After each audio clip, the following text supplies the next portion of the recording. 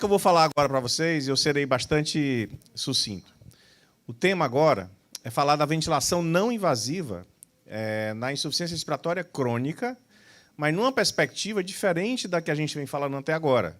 Não é a partir da UTI, mas sim a partir do ambulatório. Ou seja, pacientes crônicos que têm insuficiência respiratória e você avalia a indicação de uso de ventilação não invasiva domiciliar sem que ele tenha que ir para o hospital furar o pescoço, como o Miguel colocou agora há pouco. Então, é uma abordagem muito importante, onde os colegas pneumologistas têm um papel muito crítico nessa questão, mas também o apoio da fisioterapia é fundamental. Então, eu vou colocar essa abordagem da indicação médica, da avaliação médica, e, em seguida, o Miguel vai falar das aplicações práticas.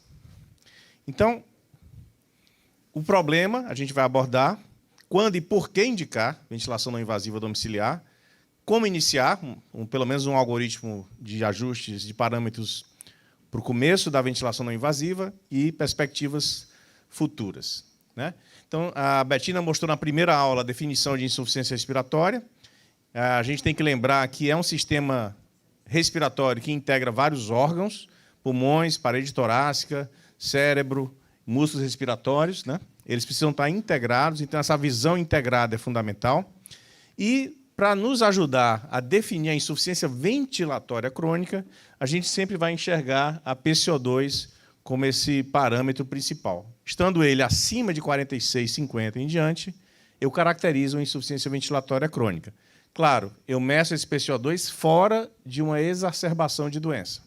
Somente assim para caracterizar a insuficiência respiratória. Então, a gasometria é necessária. Pelo menos no Brasil, a gente não tem CO2 transcutâneo, a gente precisa de uma gasometria para documentar isso.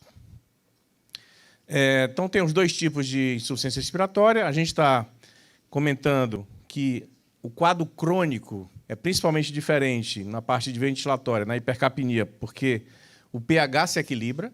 Então, você vai encontrar um paciente com a PCO2, por exemplo, de 50, 55 até 60, mas com pH ainda numa faixa normal, 7,36, 7,37.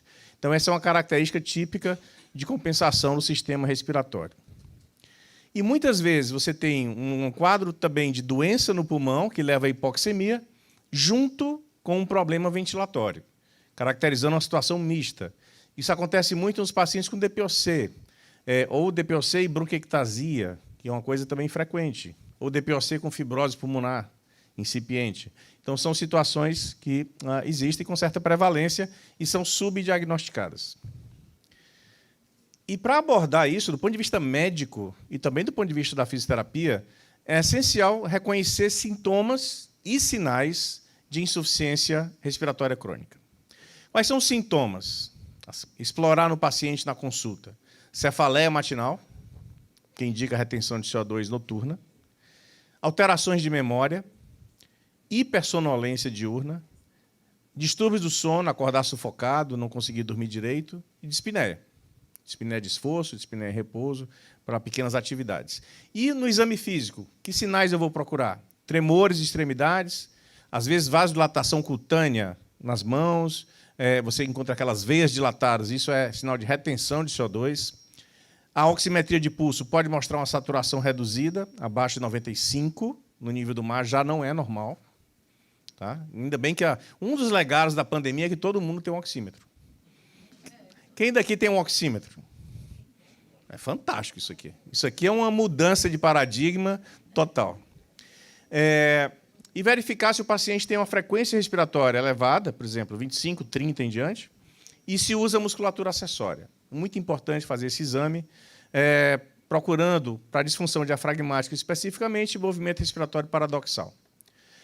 Avaliar edema de membros inferiores, que indica que esse paciente está retendo líquido, isso acontece também em alguns pacientes com hipercapnia, e a cianose é um sinal muito tardio, e muitas vezes não é presente.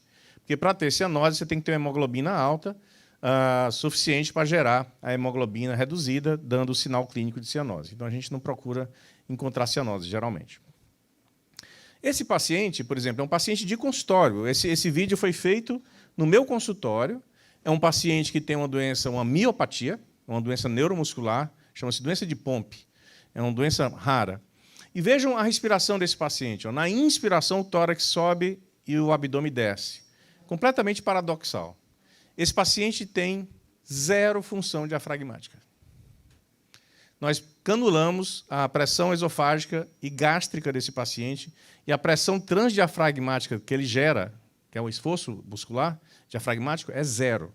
E aí, esse paciente chegou andando no consultório.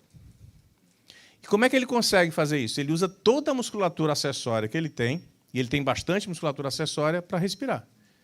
Só que a gente indicou VNI para ele. A gente vai dizer por quê. Porque ele já tinha retenção de CO2 e dispneia. E ele vive muito bem com a VNI noturna dele. E o que a gente quer do ponto de vista médico com esse paciente?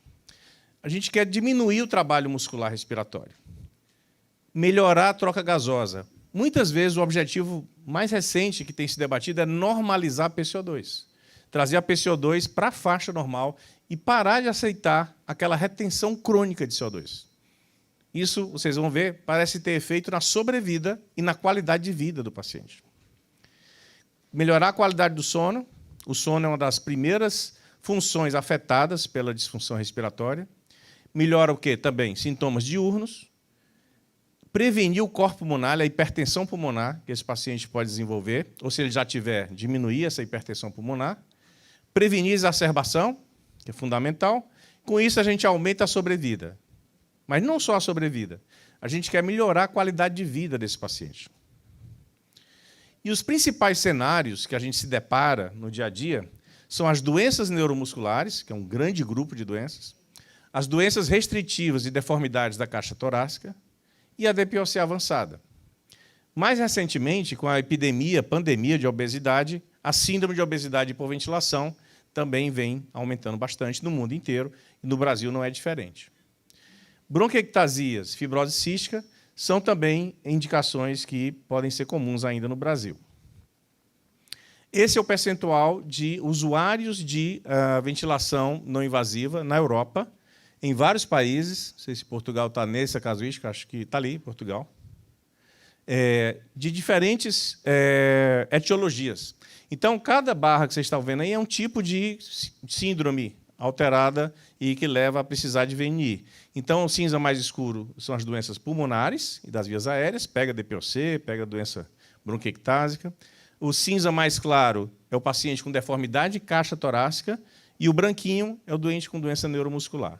Então, notem que, em diferentes países da Europa, a quantidade de pacientes com vários diagnósticos também pode mudar conforme a epidemiologia de cada país. Então, no Brasil, a gente não tem dado ainda para falar sobre qual é a mais prevalente. Falando, então, de duas grandes situações, doenças neuromusculares e DPOC, as mais comuns.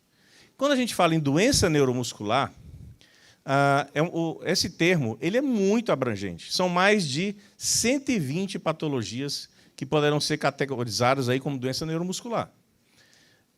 Miguel deu vários exemplos aqui fantásticos de casos clínicos que ele viu, de lesão, por exemplo, trauma raquimedular, como exemplo de lesão na medula espinhal, ou esclerose lateral amiotrófica, como exemplo de doença do neurônio motor, e outras condições, como as miopatias, eu trouxe esse caso clínico, que, na verdade, é uma doença muscular, doença de depósito.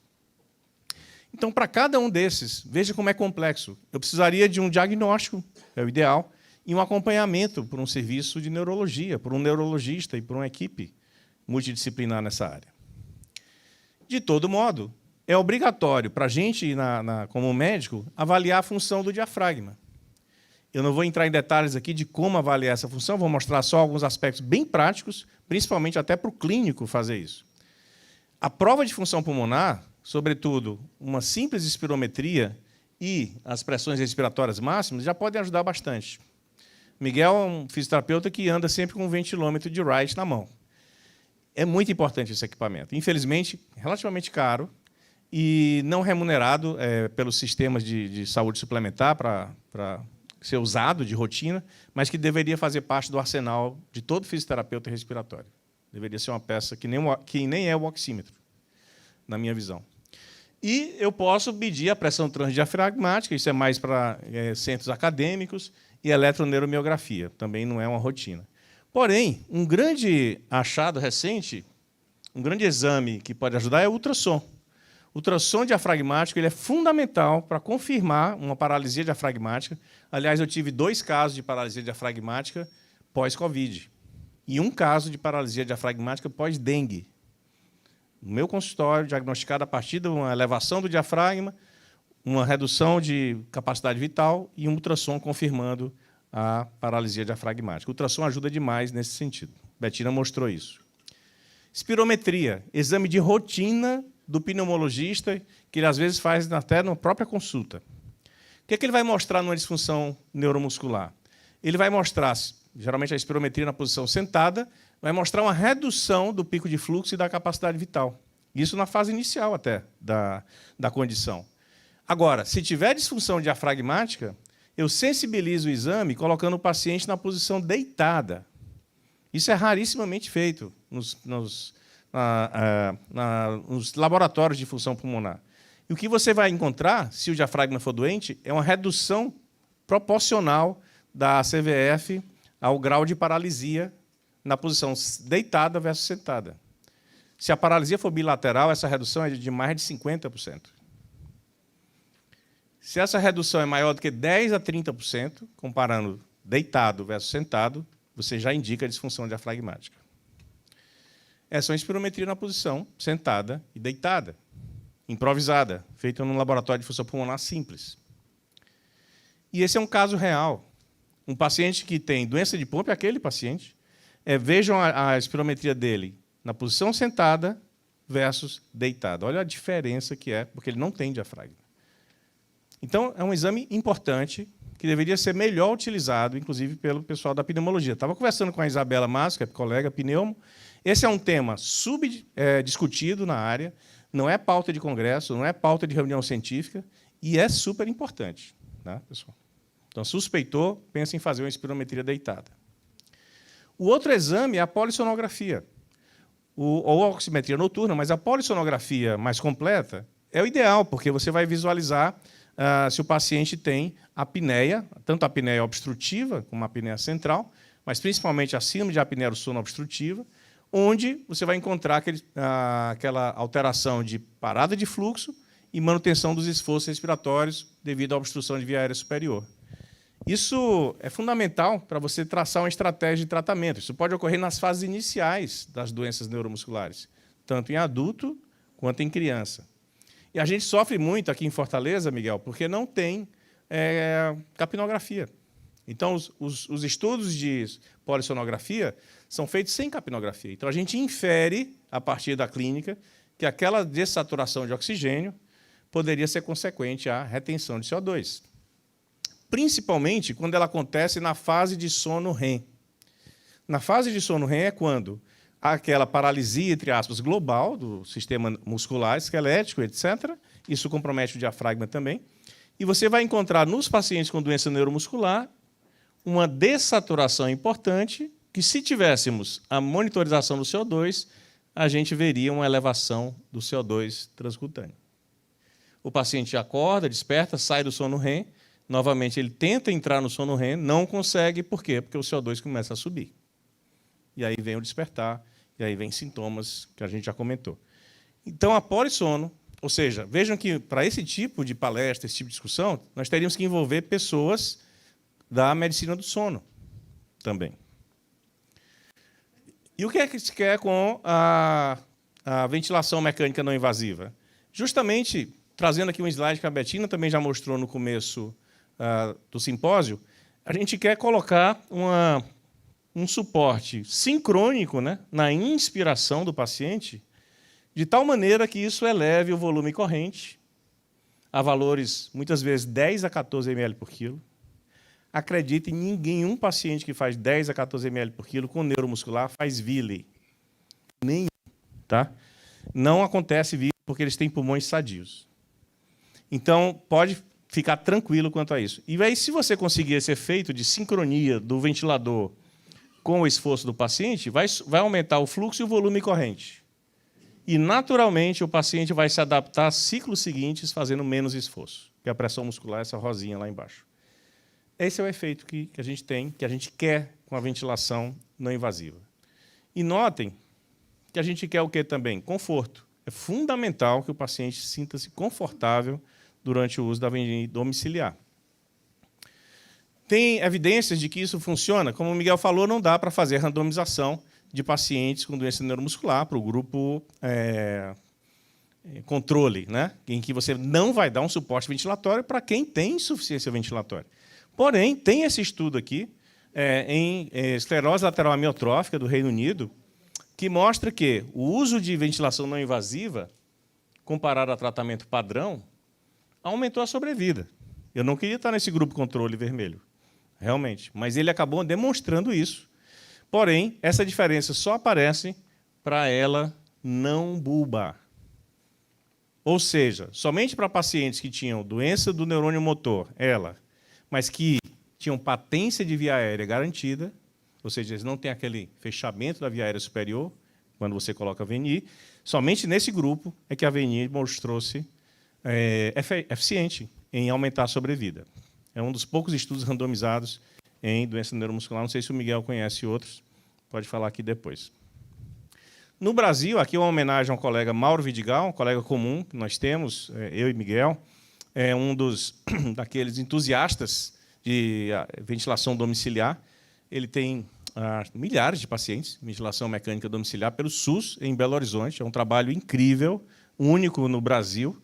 E a gente vê que ele já vem mostrando alguns resultados, ele me emprestou esse slide há alguns anos.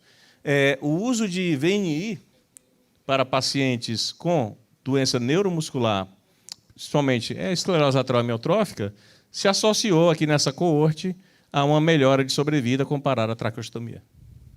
Tá? Então, ele já tem dados brasileiros, aí, muito importante isso, e aí vai a homenagem ao Mauro Vidigal, de Belo Horizonte, e a fisioterapeuta Rita.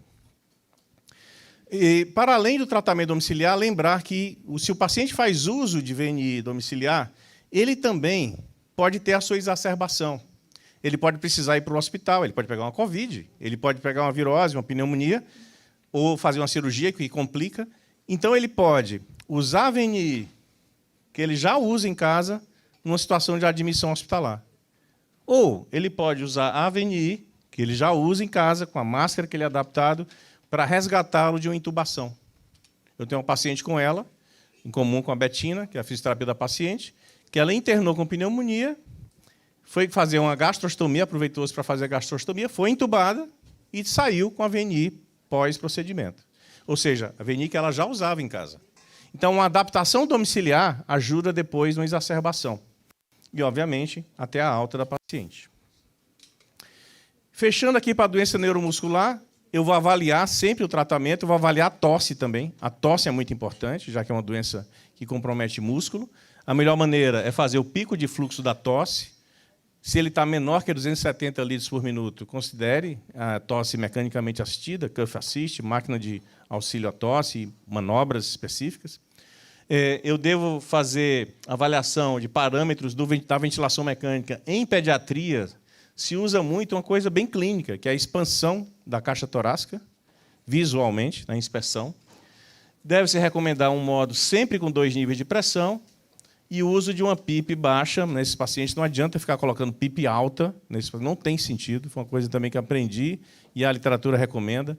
5 centímetros, 4 centímetros de água é suficiente. Não se trata aqui de SARA, enfim.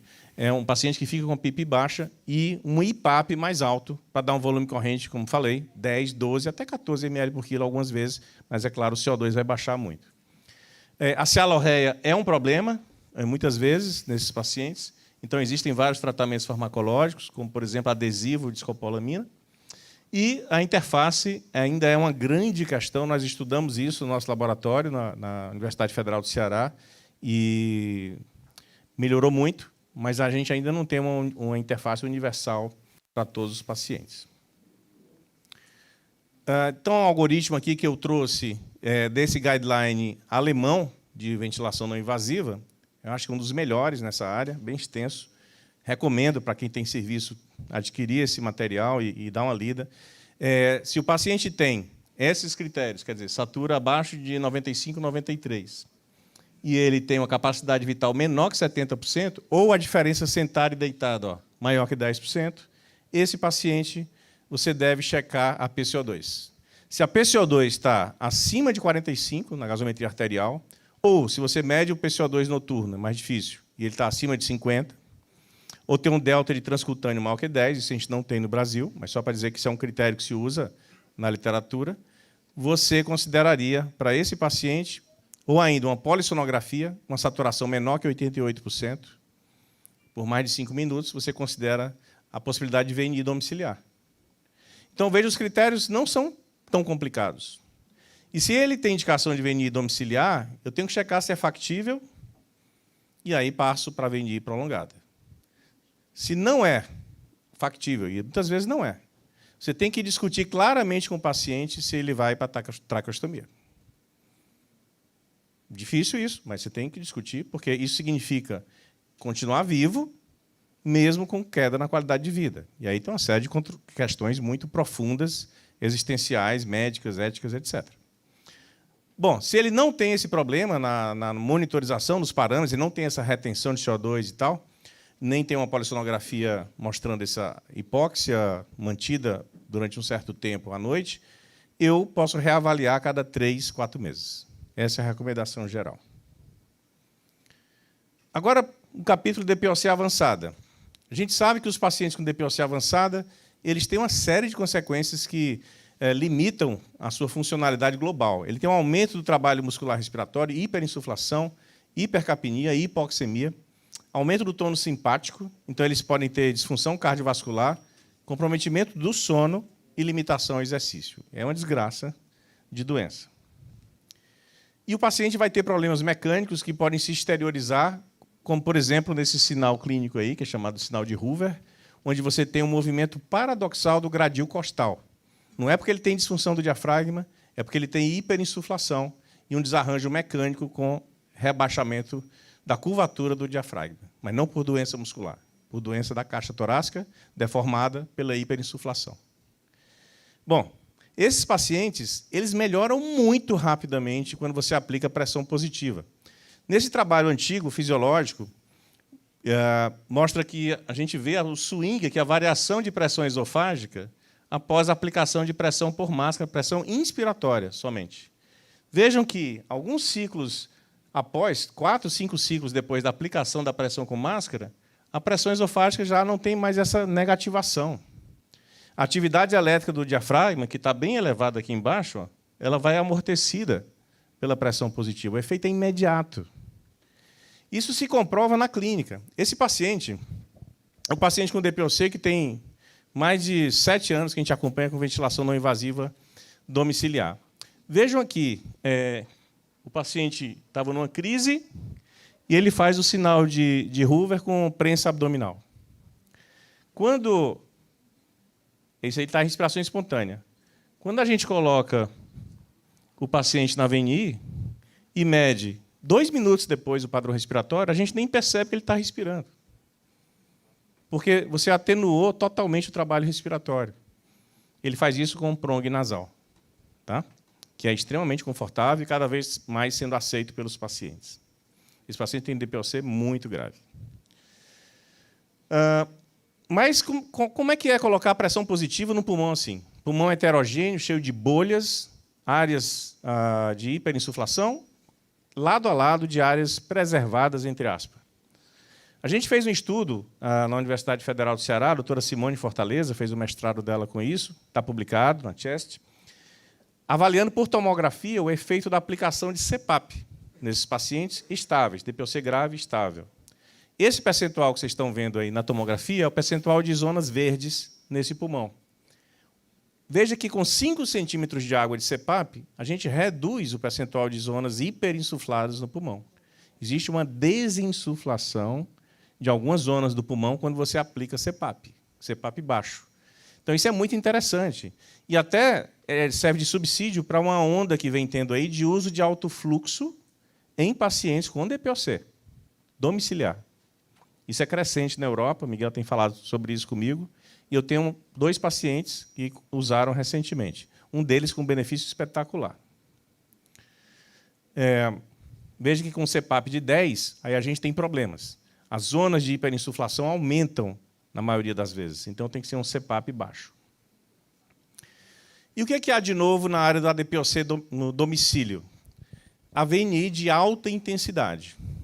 VNI de alta intensidade significa aplicar um nível de pressão inspiratório que seja tão intenso que eu consiga reduzir o CO2. Esse trabalho é um trabalho de 2010 que compara 2 níveis de pressão inspiratória. 14, baixa intensidade, versus 28, alta intensidade. E eles conseguiram demonstrar que você faz um volume corrente, às vezes, de mais de 1000 ml, nessa alta intensidade, e isso se associa à redução da PCO2. É o grupo aqui de baixo. O PCO2, que era de 63, vai para 49, quase normalizando em alguns casos. No grupo de baixa intensidade, isso não aconteceu. Ou seja, esse é um trabalho, acredito que seja alemão, onde essa intervenção foi feita e difundida, ou seja, o VNI de alta intensidade. Bom, então isso é uma novidade, relativamente recente, tem 10 anos, mas surgiu lá na Alemanha, eu acho que vem se espalhando em algumas outras regiões do mundo. E, de fato, os estudos randomizados que comparam VNI versus controle com relação a desfecho como mortalidade mostram que somente 2 estudos mostraram benefício com relação à mortalidade. E nos 2 houve essa intervenção de alta intensidade para normalizar o CO2.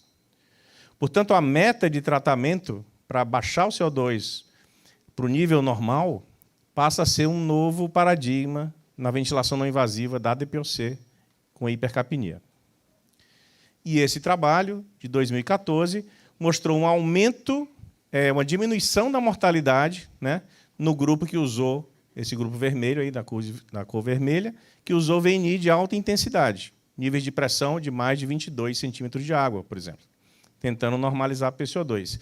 E com um detalhe, ó, uma frequência de backup em torno de 16, ou seja, dando a possibilidade do paciente, à noite, realmente se entregar ao ventilador e deixar esse PCO2 baixar. Qualidade de vida, a curva vermelha mostra que a qualidade de vida se manteve ao longo do protocolo de 2 anos e já a qualidade de vida no grupo controle piorou. Então, algumas dicas para a VNI domiciliar na DPOC. Considere o uso para o domicílio após uma exacerbação. Já que a gente não tem um programa domiciliar, se interna um paciente com DPOC com hipercapnia, deixa ele sair do hospital com VNI, para depois você reavaliar 4 semanas no retorno ambulatorial. Modo pressórico, tipo BIPAP, com frequência de backup. Isso também é importante. Vamos fazer alta intensidade? Eu acredito que essa é uma abordagem nova, relativamente nova, e até quero ver a opinião do Miguel sobre isso, se está fazendo isso ou não, lá em Portugal, mas é algo também interessante, nem sempre o paciente vai tolerar. Então, nesses casos, a gente pode usar uma ciclagem a tempo, para que não tenha tantas assincronias com a pressão mais alta. A pressão mais alta também pode dar mais desconforto com a interface, mais vazamento. Uso de baixos PIPs e uma IPAP elevada, e lembrar que a assincronia paciente-ventilador acontece muito durante a VNI. E eu preciso checar essas assincronias, precisa ter conhecimento de ventilação mecânica. Pelo menos 4 a 5 horas por dia de uso, o que indica usar à noite, mas há estudos usando no exercício físico, na reabilitação pulmonar, e prevenindo exacerbações. Se o paciente vai fazer uma cirurgia, por exemplo, eletiva, você pode usar a VNI perioperatório para que ele não tenha complicações e fique no ventilador no pós-cirúrgico. A gente tem um número crescente aí de pacientes com DPOC usando VNI, por exemplo, na Alemanha, em outros países da Europa. No Brasil, eu não tenho dados aqui, a doutora Penha está aqui, que coordena um serviço importante em Fortaleza, no Hospital de Messejana. Talvez até possa falar algo como é que está isso no Hospital de Messejana. Se isso tem crescido, tenho notícias que tem crescido a quantidade de pacientes usando VNI, mas precisamos ter os números locais e nacionais. Esse é um caso onde a gente foi chamado para acompanhar um paciente com DPOC, que foi fazer uma colecistectomia eletiva, onde ele começou a usar o VNI no pré-operatório, usou no transoperatório e depois segue usando em casa. É aquele mesmo paciente que eu mostrei que teve uma exacerbação em casa e usou VNI domiciliar. Então, é possível fazer esse tipo de trânsito, né, do paciente ter uso da VNI em vários cenários. O algoritmo aqui para a DPOC, então, seria se basear na PCO2, ela, se estiver acima de 53, após 14 dias de uma exacerbação, para dizer que ele está fora da exacerbação, você deve considerar a possibilidade de VNI, sempre checando os sintomas. E se o paciente tem sintomas, ou tem a polissonografia, ou tem uma PCO2 elevada, considere VNI prolongada para esse paciente. Nem que você reavalie depois, mas já inicie. Não há muito o que esperar aí. Tá? Então, os colegas pneumos, os colegas clínicos, eles devem pensar nessa indicação. Aos colegas fisioterapeutas, acho que vocês devem, se detectar um caso assim, pedir a avaliação médica, saber se tem ou não indicação. Sugerir a avaliação médica. Se não, ele não tem retenção de CO2, tranquilo, vamos reavaliar após cada período de revisão, 4 ou 8 meses, por exemplo, seria razoável. Cada vez mais se discute que esses pacientes, por serem tão complexos, eles deveriam trabalhar, ser melhor cuidados em centros especializados em pacientes com insuficiência respiratória crônica.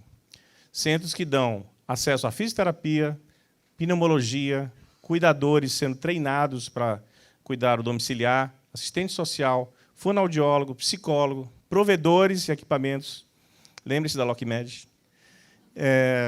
Por quê? Porque sem isso, sem esse trabalho em equipe, é muito difícil cuidar desses pacientes. Digo isso por experiência própria, de trabalhar em consultório, de ter atuado no início da reabilitação do Hospital de Messejana, de ver pacientes com doença neuromuscular no Hospital Universitário, Walter Cantídio, e ver como é difícil quando você não tem um suporte de equipe por trás.